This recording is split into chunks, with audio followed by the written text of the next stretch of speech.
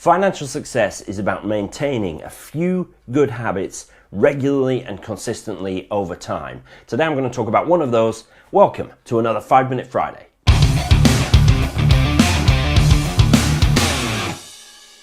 One of the things that I see all too often is people setting up a pension or an ISA or some kind of savings plan and setting it up for, 50 quid a month, £100 a month, and then never ever changing that. They just leave it at the savings rate that they chose initially and forget about it. Those same people are the ones who are surprised when they get to 2 or 3 years before retirement and they realize they're not going to have enough money to retire on. It's a simple fact. You can't just set something up, forget it entirely, and just assume it's going to be fine for the rest of your life. No, you have to keep an eye on it. And in this case, we're going to talk about increasing the value of your savings over time. So let's put 5 minutes on the clock. I'm not going to need anything like 5 minutes this week, he says, perhaps unwisely. So let's crack on.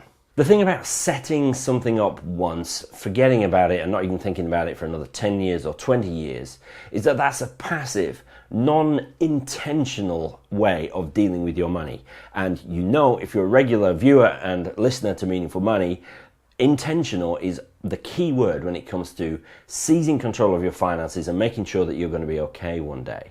So you guys are not in the business of being passive or unintentional about your money and just kind of letting it waft along and maybe it'll be okay, maybe it won't. No, you and me, we're about seizing control of our money, grabbing it by the scruff of the neck and making it do our bidding. So one of the ways we can do that is to harness the power of small increments. These are tiny changes that you probably won't feel the impact of as you go along, but which can really add up over time. Best way to put this is with an example, of course. So let's assume you start to pay £250 a month into an ISA. Now forget charges for now. There's no tax obviously with ISAs, and I'm not using pensions because tax relief can complicate it a little bit. So let's just assume it's a straightforward 250 quid a month into an ISA.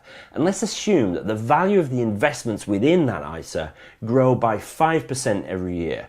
Lovely guaranteed straight line investment. You know, those things are 2 a penny. Just give me a ring and I'll show you how to find them. Not really, investments never work in a straight line. You knew that, right? So if you're putting 250 quid a month into an ISA, let's assume that you never ever increase that payment and you keep that investment and you keep paying into it for 30 years at 250 quid a month.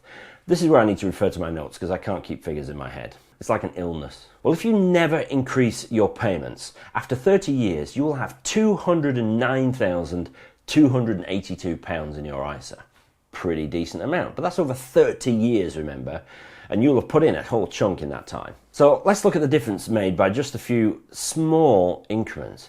First of all, let's assume that you increase your payment by £25 a month every year. So it starts at £250 a month, then in year 2 it's £275 a month, year 3 is £300 a month, just 25 quid a month increase every year. Well, if you do that after 30 years, you'll have £438,847 after 30 years. That's more than twice what you had if you just left it go. Now, do you really think you'd notice an extra 25 quid a month? You might do at first, but when you're in year 20 or year 17, 25 quid a month is going to be nothing. You're going to be earning far more by then, and you're just not going to feel it. But instead of increasing by a pounds amount each year, what about increasing by a percentage? Because if you're dealing with percentages, you get to sort of amplify the effect of compounding. So let's say you increase by 5% per year. So it starts at £250 a month. In year 2, it's 5% higher, which is what, £262.50? That was good maths. Year 3, I definitely can't do the maths in my head. But you increase by 5% per month every year. Well, after 30 years, if you do that, you'll have £388,974. Of course, you'll have paid in more, but nothing like that much more. It's the power of compounding just rolling over and building up as a snowball into the future. Let's say you increase your payment by 10% per month every year. Well, then it really starts to get fascinating because after 30 years, you'll have £827,089, more than 4 times the original amount. Yes, you'll have put in a lot more if you're increasing by 10% per year. And there may be times where that is painful and you may not be able to do it. But what a thing to strive for. 4 times the amount of fund after 30 years than if you just set it and forget it and let it run. You can do these figures yourself just to see the difference of small changes applied regularly over time. But the thing to remember is that over 30 years, you will not notice the difference of these small increments. You won't feel the pain of the extra money going out every month. You'll just get used to it. But the power and impact of it over any kind of length of time is immense. So here's your action point. Set your savings amount to increase every year. Sometimes you can do that automatically with pensions and sometimes with regular savings, ISAs or whatever, but usually you'll have to do this yourself. So I suggest, as I always do, that you have a kind of annual review with yourself where you take stock of everything.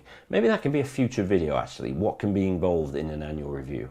That's a good idea. I'll do that. I'll add that to the list. But when you sit down for your annual review, think about how much you're paying into your savings and how much you can increase it by, and push it. It might hurt for a month or two, but you'll quickly get used to the extra amount going out and you'll rehash your budget so that you can continue to afford it and still live. But I'm telling you, your future self will thank you for doing it. Remember also to set your payments to increase if ever you get a pay rise, a promotion, or anything like that. Got more money coming in, there should be more money going out in savings. Are you going to do it? Are you? Are you really? Let me know what you're going to do. Tell me if you're going to set your savings to increase. Tell me if you think I'm talking nonsense. I'd love to hear from you. Leave a comment under the video or on the website, whatever. Hit the like button, subscribe if you're not already, and I'll see you next week.